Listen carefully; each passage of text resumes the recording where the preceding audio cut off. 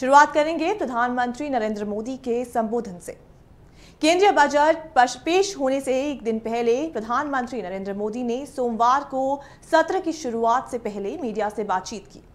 PM Modi ने कहा कि यह बजट अगले 5 साल की यात्रा की दिशा तय करेगा और 2047 में विकसित भारत के सपने को पूरा करने की नींव रखेगा। सत्र की शुरुआत से पहले मीडिया से बात करते हुए मोदी ने कुछ दलों की नकारात्मक राजनीति की भी आलोचना की। पीएम ने कहा कि वो अपनी विफलताओं को छिपाने के लिए संसद के समय का इस्तेमाल करते हैं। पीएम मोदी ने कहा कि लोकसभा चुनाव में जनता ने अपना फैसला सुना दिया है और अब सभी राजनीतिक दलों को अगले 5 साल तक देश के लिए मिलकर लड़ना चाहिए। पीएम मोदी ने कहा कि ये बजट सत्र है और मैं देशवासियों को जो गारंटियां देता हूं, क्रमशः रूप से उन गारंटियों को जमीन पर उतारना, इस लक्ष्य को लेकर हम आगे बढ़ रहे हैं। ये बजट अमृतकाल का महत्वपूर्ण बजट है। हमें 5 साल का जो अवसर मिला है, आज का बजट हमारे 5 साल के कार्यकाल की दिशा भी तय करेगा और 2047 तक आजादी के 100 साल होंगे, तब की विकसित भारत की नींव रखने का काम करेगा। भारतीय अर्थव्यवस्थाओं की गति का जिक्र करते हुए पीएम मोदी ने कहा कि हम कल देश के सामने आएंगे। हर देशवासी के लिए बड़े गर्व की बात है कि भारत बड़ी अर्थव्यवस्था वाले देशों में सबसे तेज गति से आगे बढ़ने वाला है। गत 3 वर्षों में लगातार 8% ग्रोथ के साथ हम आगे बढ़ रहे हैं। पीएम मोदी ने आगे कहा कि यह बजट सत्र है। मैं जो गारंटी देता हूं, हम उन गारंटियों को जमीन पर लागू करने के लिए आगे बढ़ रहे हैं।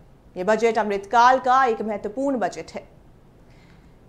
ये बजट उस यात्रा की दिशा तय करेगा और साथ ही 2047 में विकसित भारत के सपने को पूरा करने की नींव रखेगा। उन्होंने ये भी कहा कि बजट सत्र हमारे लोकतंत्र की गौरवशाली यात्रा का एक महत्वपूर्ण पड़ाव है। पीएम मोदी ने कहा कि 60 वर्षों के बाद कोई सरकार तीसरी बार सत्ता में आई है।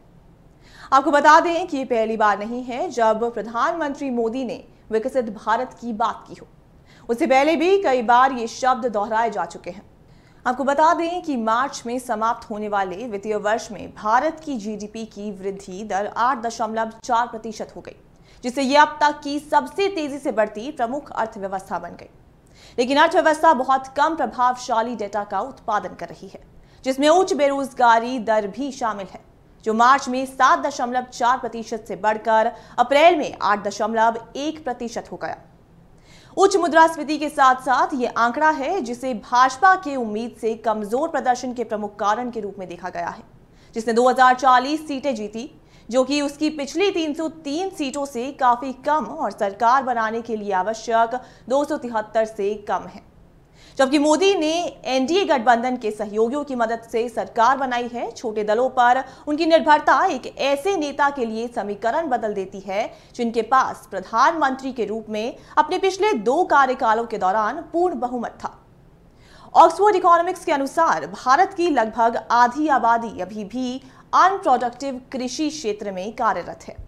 यह हिस्सेदारी मोदी के दूसरे कार्यकाल के दौरान 2018 से 19 में 42.5% से बढ़कर 2022-23 में 45.8% हो गई। विशेष रूप से युवा लोग रोजगार की कमी से पीड़ित हैं। रिपोर्ट के अनुसार 2022 से 23 में युवा बेरोजगारी दर वयस्क दर यानी कि एडल्ट रेट से लगभग 10 गुना अधिक थी। लेकिन सोचने वाली बात यह है कि मोदी सरकार के तहत भारत की मजबूत वृद्धि निचले वर्गों के लिए आर्थिक स्थिरता की कीमत पर आई है।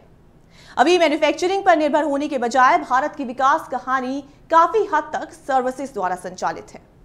विशेषज्ञों का कहना है कि ये लंबी अवधि तक जारी रह सकेगी और मानव पूंजी के स्तर में वृद्धि होने पर ही टिकाऊ और समावेशी विकास कर सकेगी। तो अब देखना है कि इस बार के बजट में क्या कुछ निकल कर सामने आता है और क्या वो सच में विकसित भारत की नींव रख पाएगा।